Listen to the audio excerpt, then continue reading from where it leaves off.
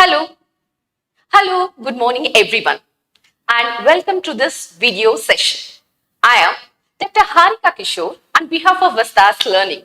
We Learning works with the ideology of providing quality education for all. Here, you can get an access with both recorded as well as streaming sessions which will be helpful for the students from class 1 to class 12. So, please do watch this video. If you like it, please like it, and also don't forget to click on the bell icon so that you will get all the notifications regarding upcoming videos. By this, let's move on to our session.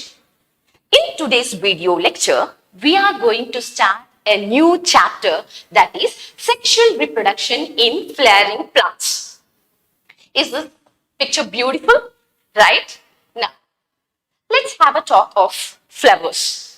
Flowers are the structures we already know. They are not present at the primitive stage of the plant. As the plant system advances from its primitive level to the advanced level, they have shown the development of this reproductive structure called flowers. And the humans have their association, very great association and intimate relation with these flowers from time immemorial. So, we can find that we use these flowers in each and every occasion of our life. No matter to greet anyone, like if they are celebrating their birthdays, anniversaries, open ceremonies, and some of the where we use these flowers to enhance the beauty of internal as well as external structures and also to enhance the infrastructures. In so many ways, this flowers has been associated with our life. Here is an interesting fact I need to share with you guys, where most of the flowers we know they smells very good, very pleasant. But there are also some of the flowers, for example, Rafflesia, which is the largest flower, which is known for its unpleasant smell. It smells a rotten meat, a rotten flesh. So with this bit of information, let's move back to the where we use these flowers. We use these flowers to express most of our human emotions. There are so many reasons where it may be used as an ornamental plant. Just now I said that we have a habit of looking at the gardens, beautiful gardens around our houses, parks, which makes to increase the positive vibes of our life, right? And we have been associated with this usage of flowers in religious values to increase cultural values for the exchange of social relationships. Moreover, we'll use a bouquet to wish person. It may be on their occasions, life occasions, achievements. And sometimes all this not related to the happier emotions of the persons. Sometimes we also use these flowers to convey the condolences, sad part. No matter what type of emotions, whether it may be love, affection, happiness or sadness, these flowers, usage of the flowers has been there in our day-to-day life, right? This is one side of the flower. If we look at the biologist view of the flower, we have to understand the structures what are present inside these flowers, because we need to understand how the gametes are being produced by these flowers. Let's take a look. In this session, as we already said that we are discussing about the sexual reproduction that is happening in flowering plants, and where the events has been divided into pre-fertilization, fertilization, post-fertilization. In the previous chapter, that is reproduction in organisms, we have already discussed about the events which comes under pre-fertilization events. What are they? One is gametogenesis followed by gamete transfer, right? Gametogenesis, gamete transfer. What is first one, that is gametogenesis? Gametogenesis is the formation or the synthesis of gametes. And these gametes are male gamete and female gamete, right? Before understanding how the male gamete has been produced inside the flower, we have to understand first the structure of the flower. See, this is a picture of flowering plant where it's an angiosperm, as we are discussing about the flowering plants. The best example for the flowering plants are completely evolved type of plant system, that is angiosperms. Here in this angiosperms, there is a well-developed root system, shoot system, leaf system. We can see the presence of bud, we can see the presence of flower. Right? Now, we are consider in this about flower. We are talking about the flower. Now, before understanding, first we have to look at the structure of the flower. It is a modified shoot. Condensed and modified shoot. Where the flower is coming, actually it is a shoot that has been modified and to form a 4 holes that are placed in the flower. Let's take a look at this, how the modified shoot has been evolved into most fascinating, beautiful structure of the flower, a flowering plant, that is flower. Right?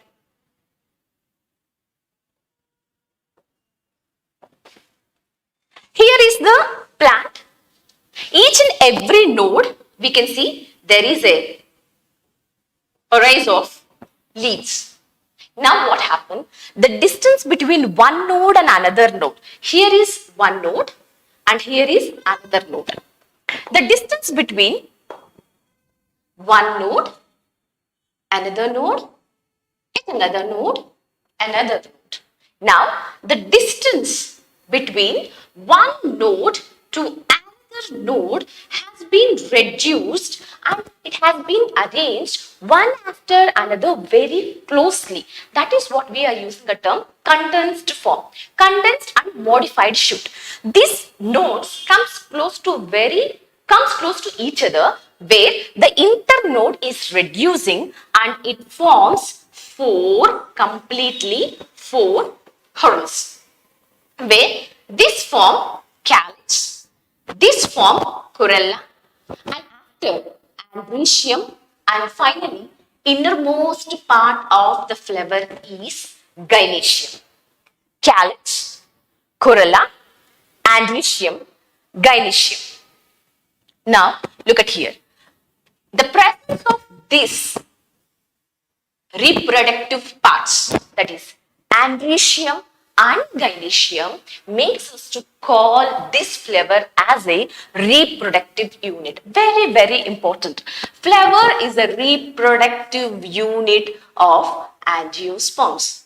Best example, very appropriate example of flowering plants, that is angiosperms. The flower is a reproductive unit. And where the flower is coming from? Flower is a modified shoot. This is very, very important. Flower is a condensed and modified shoot. Now, let's understand a little more about what is the arrangement of these holes. The outermost hole is occupied by the calyx and next to it corolla and next to it innermost side. From the outermost to innermost side we are traveling. So, calyx, corolla, androecium, gynoecium. Right? Now, here we can see the structure of flower and we need to give an importance to the structural organs.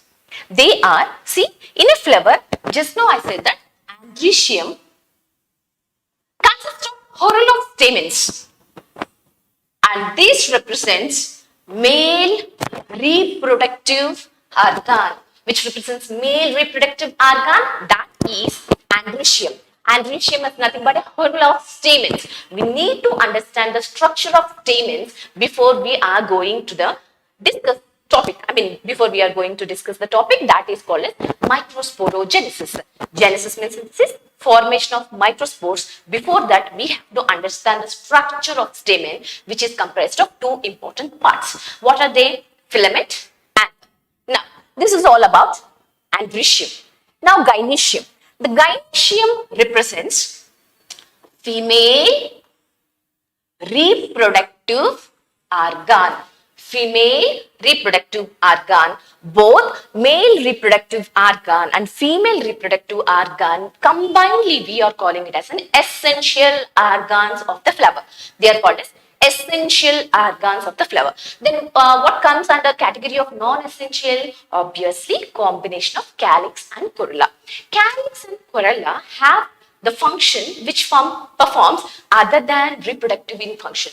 Because of that, we are considering calyx and corolla. What are they? Calyx and corolla in combination. We are giving a term called non-essential organs.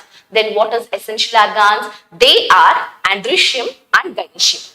So here is the structure where in detail we are going to study. This is the overall view of the presence. So let's take a look at, based upon the presence. Just now we said that this is stamen, androecium, and this is carpel, otherwise called as pistil. This is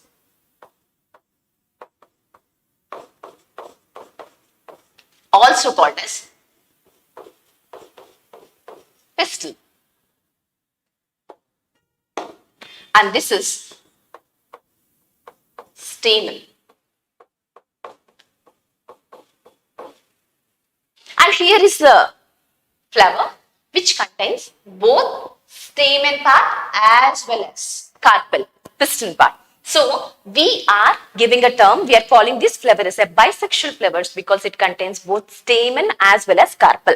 Whereas we are giving the term staminate because it has only stamens. That is what we are calling a term called as staminate, and as only pistil is present here in this flower, we are calling it as a pistillate flower. Both staminate flower as well as pistillate flowers are unisexual flowers because it is representing either male reproductive organ or female reproductive organ. Coming to the bisexual flower, it is representing both male reproductive organ as well as female reproductive organ. This is based upon the presence of reproductive organ. The name have given as bisexual flowers, unisexual flowers. Now, this is the structure of flower we need to understand. Where, look at here. Today we are interested about this part. Now, here, as I said that there is an arrangement of 4 whorls starting from this is the swollen part, cup-like structure above which the complete flowers, 4 whorls has been attached, and that cup-shaped structure, a swollen structure, we are calling it as receptacle, otherwise called as thalamus, receptacle. On the receptacle, we do find the presence of green structures which are similar to leaves. Look at here, green structures which are similar to leaves, but when compared to the normal leaves, they are little thick in structure. These are nothing but calyx, otherwise called as sepals. These are sepals which are green in color and performs photosynthesis also as they contain chloroplast. And they are protective in function. Look at here, when the flower is at budding stage, the flower buds has been protected by the structure, green structures, and that are called as sepals. We are calling it as a calyx. So calyx protects the flower at its bud stage. Now, moving to next innermost whorl, that is colorful petals.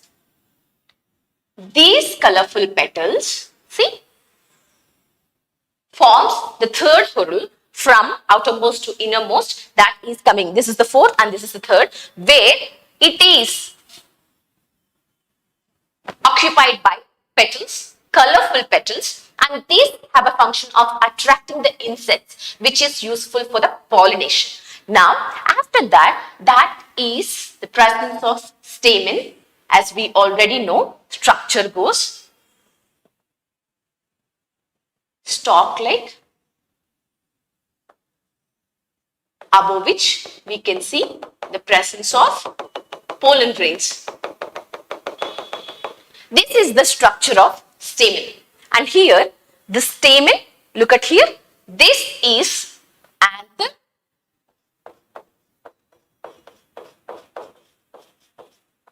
And this long and slender stalk is called as filament.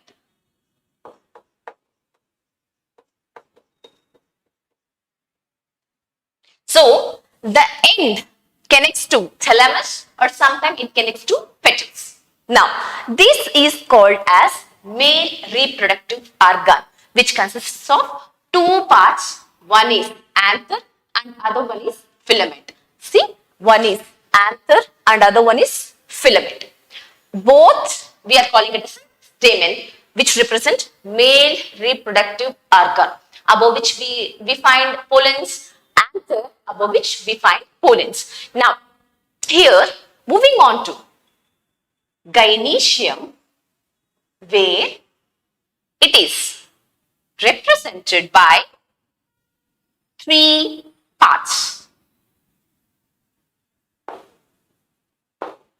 Here, this is stigma, which receives pollen grains. This is stigma, which receives pollen grains, and this part is called as style. This part is called as style. And here is the ovary. Here is the ovary. Inside, we find the presence of ovules. Inside, we find the presence of ovules. So this is the structure of gynoecium, also called as female reproductive part. In this section, we are focusing on this. That is stamen, which is made up of anther and filament. Let's move. So, we are focusing on stamen. Understand the structure first. Then, we are moving to the Microsporangium, Microsporogenesis, and how the formation of pollen grain happens. Just now I said that the two parts of the typical stamen, one is filament. It's a long, slender stalk structure. It's a long, slender, stalk-like structure, and that is called as filament. Towards the terminal side, it is bilobed structure called anther. The filament at its terminal side, it has a bilobed structure called anther, and the filament on other side, it will get attached to the thalamus or petals. Now, looking at the structure of anther, we can call it as bilobed structure, because it is having two lobes, which is two lobes, and that is connected by connective tissue. Connective. So here we can find the presence of two lobes. This is one lobe and this is another lobe. If you split open, inside in each lobe, this is one lobe and this is another lobe. If you look at the structure, so this, if you cut, we can see, if you look like this, we can see the presence of two lobes like this. This is one lobe and this is another lobe. In each, we have two Dieticus. So that is what we are calling it as a Dieticus condition, and we have the presence of 4 Microsporangium inside it, where 2 Microsporangiums are present in each lobe, completing the structure of tetragonal anther. So dioecious tetragonal anther we are going to understand here. Now, see, the terminal side, it is attached to the bilobed anther, and the proximal end attaches to the thalamus or to the petals. Just now we have discussed that part. Now, it keeps on changing. The shape of the stamen and the number of the stamen keeps on changing from one flavor to the other flavor. It is not common in all the flavors. See, the number and the length of the stamens are variable. It keeps on changing. It keeps on changing from one species to other species. So different species, we find the presence of different types of stamens. These are some of the pictures to give you some idea about how the variation presents in different types of flowers. Now, see, just now I said that a typical angiosperm anther, very important, it consists of two lobes, so we are calling it as a bilobed structure, which each lobe, one lobe having two theca. And that is what we are calling it as a Dieticus condition. Dieticus condition, two lobe. And the longitudinal groove runs lengthwise separating this thecas. Lengthwise separating this longitudinal groove, it runs lengthwise which divides this thecas, and that is what it gives a detailed structure of Dieticus tetragonal anther, right? Now, the anther is, just now we have discussed about how it is bilobed. Now, let's understand how it is tetragonal. As I already said, towards each corner, we have the presence of Microsporangia. So, four-sided, 1, 2, 3, 4, four-sided tetragonal structure consists of how many number? 4 Microsporangia. And this is one microsporangium at each corners, located at the corners. 2 in each lobe. This is one lobe, this is another lobe. And in each lobe, we have 2. 1, 2, 1, 2. Now, so here, this is the tissue that is connecting. We have to understand what are the layers that are present in the wall of this microsporangium, outside this microsporangium. Let's understand that. Here, as I just said that,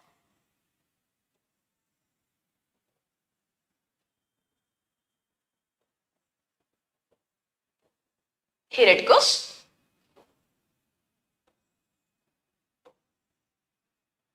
Like one microsporangium are placed corner. Now, inside the microsporangium, the cells, how they are going to produce numerous thousands of microspores, otherwise called as pollen grains, and these are called as pollen sacs, as they consist of numerous number of pollen grains. The microsporangia develops further to become pollen sacs. Now, they extend longitudinally all through the length of the anther and are packed with pollen grains. Just imagine with a glass which is filled with small pebbles, small stones. Similarly, this pollen sacs has been filled with the numerous numbers of pollen grains inside, which runs longitudinally, which runs the length of an anther. All through the length of the anther, we find filling of these pollen grains inside each microsporangia. We have 4 microsporangia which has been placed corner 2, and all the microsporangium will develop into pollen sacs, and each pollen sacs will have its numerous number of pollen grains inside it.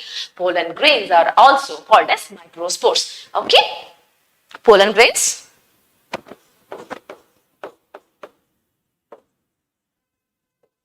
Also we can call as microspore. Now, up to which we have discussed about the structure of the stamen. Stamen composes of 2 parts. One is filament and above one is anther. Anther is bilobed and it is Dieticus, and it is having 4 microsporangia, that is tetragonal. Now, structure of microsporangium. Structure of microsporangium. In the transversal section, a typical microsporangium appears nearly circle.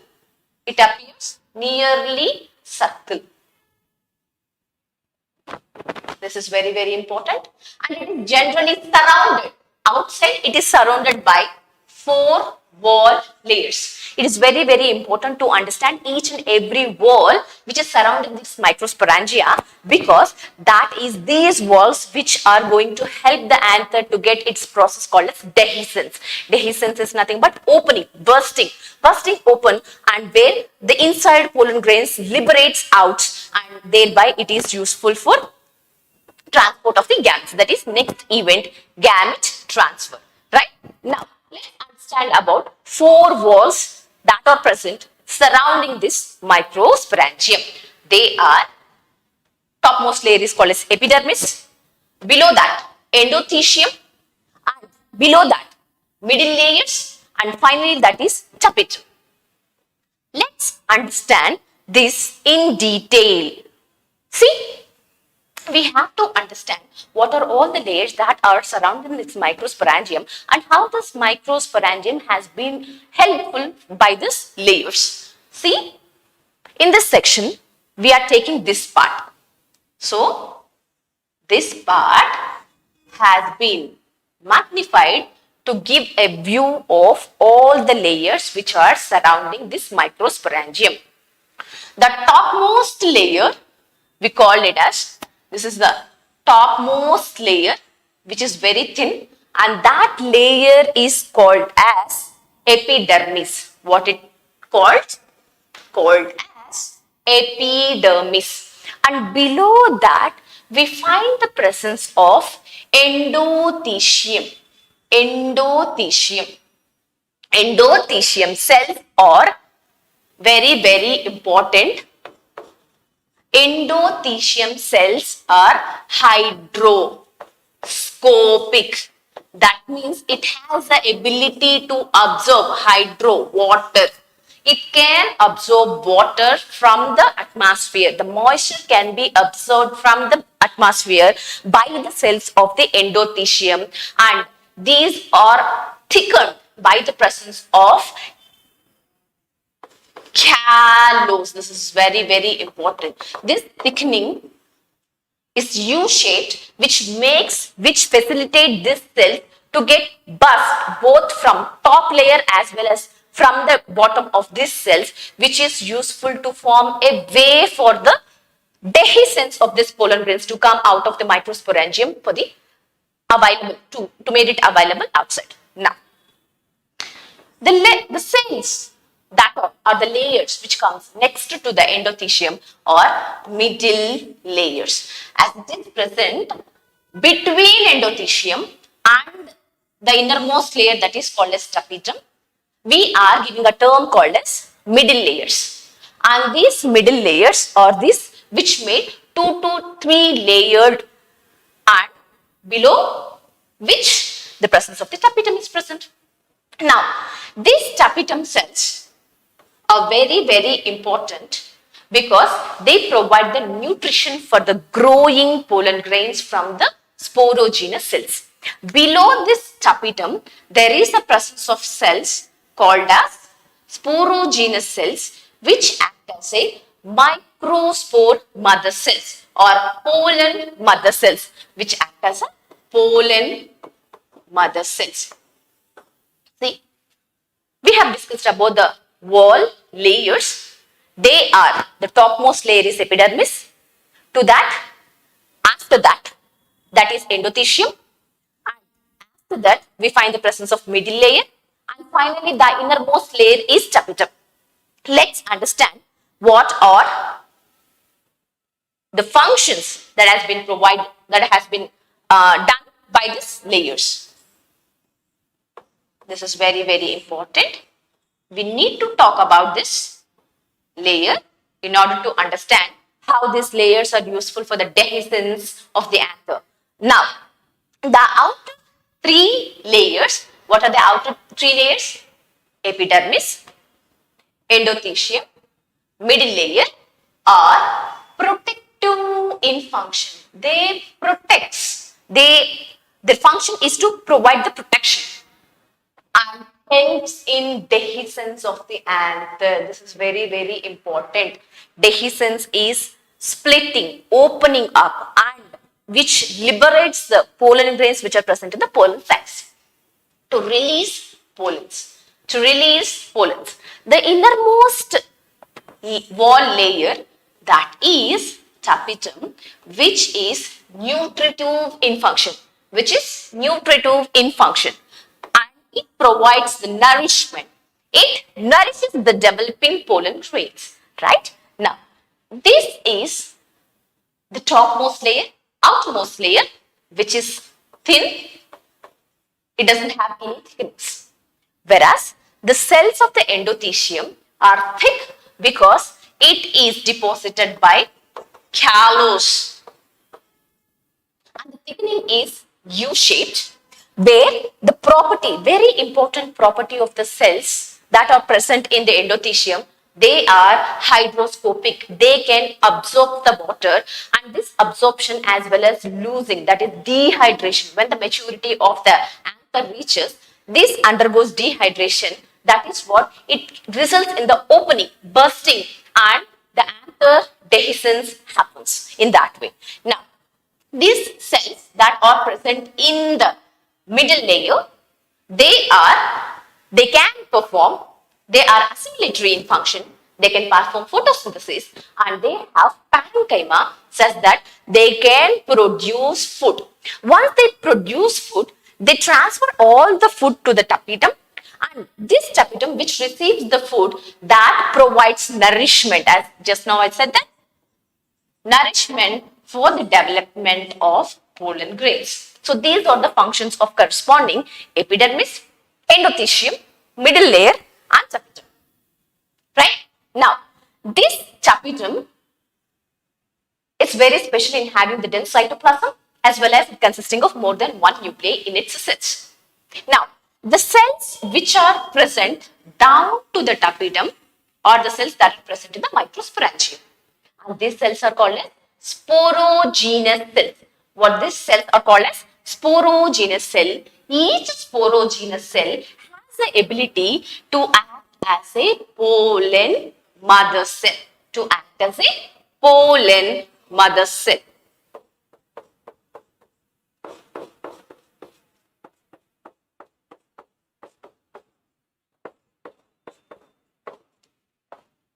Which undergoes a cell division by the means of meiosis. Meiosis 1 and meiosis 2 finally leads to the formation of tetrads, microspore tetrads. Now, how the microspore tetrads production happens and how they are developing into pollen grains, that will come in the next session.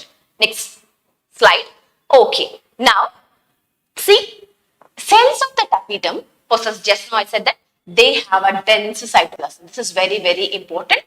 And it has generally more than one nucleus. Properties of the cells of the tapetum, they have a dense cytoplasm, and other one is it consists of more than one nucleus. When the anther is young, the group of compactly arranged homogeneous sporogenous cells called as sporogenous tissue occupies the center of each microsporangium. If you consider this as a microsporangium, and this sporogenous tissue occupies the center of this microsporangium. Now, look at here. We come to the important topic, that is microsporogenesis. Microsporogenesis. Take a look at it, where the anther develops the cells of the sporogenous cells undergo cell division by means of meiosis, meiotic division, to form microspore tetrads, of haploid. The ploidy is haploid. Here, this is very simple to understand, where the pollen mother cell undergo cell division and it forms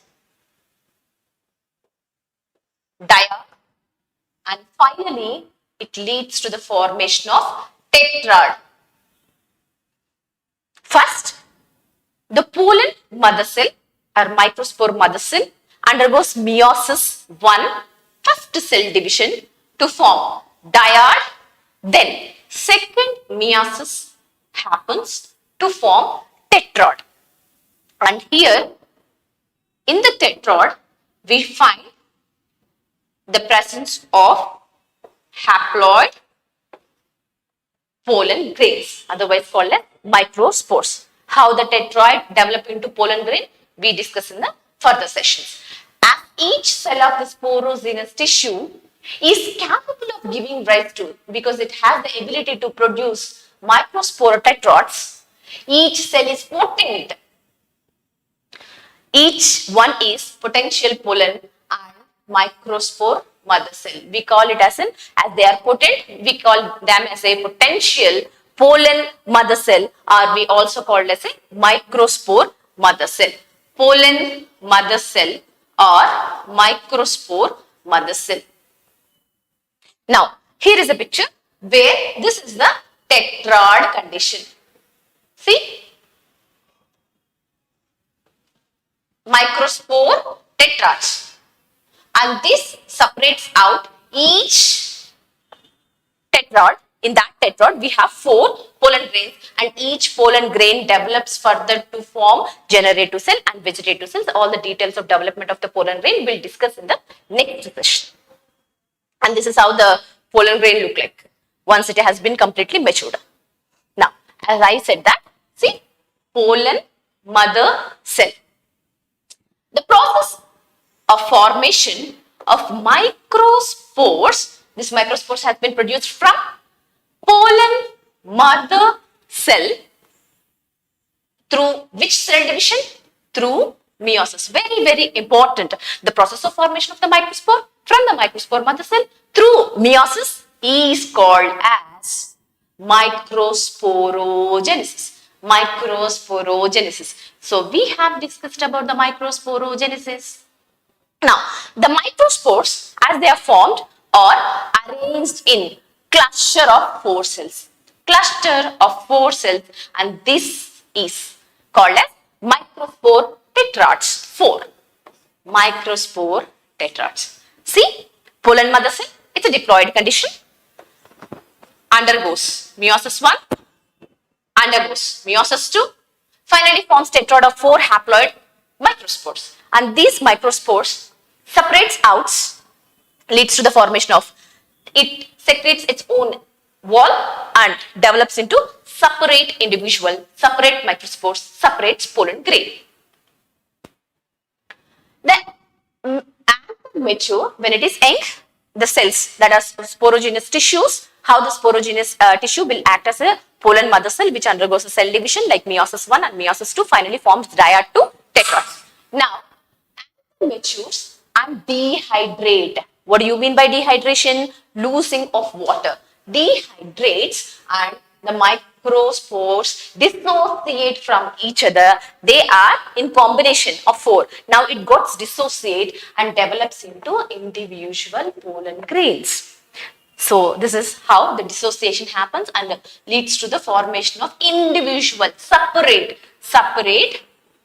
pollen grains. Important. Right? So now, up to now, we have discussed about the development of the pollen grains. It's very, very simple. So pollen grains development starts from the sporogenous tissues, which occupies the center of the microsporangium. This sporogenous tissues gets its nutrient from the tapetal cells, and this tapetal cells has got this food which has been assimilated by the cells that are present in middle layers. Now, once this microsporogenous cells, what we call it as a microspore mother cell, undergoes division by the means of meiosis. Meiosis 1 leads to the formation of dyad cells, and meiosis 2 leads to the conversion of this dyad into tetrad. So this microspore tetrads divides into separate pollen grains. Now we have thousands of pollen grains that are present in pollen sac. Now what happens? Inside each microsporangium, several thousands of microspores, otherwise called as pollen grains, are present, that are released by the process called dehiscence of anther. Dehiscence, as already said, that it is releasing, bursting and opening of the anther, which releases the numerous number of pollen grains that are present in the pollen sac. Right? So this is how it happens, and it is a picture of pod, opening of pod to liberate the pollen grains which are present in the pollen sac. Now, these walls get dehydrated. As this shrinks down, loses water, dehydrate, then the walls split and it got opened up, releasing all the pollen grains which are present inside. See, the pollen grains has been released. These are open now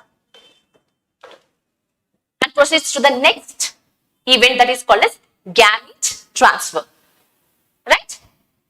So this is how the dehiscence of the anther takes place. See, there is no connection and there is a clear passage for the liberation of all the pollen grains which are present inside the sporangium, microsporangium, right?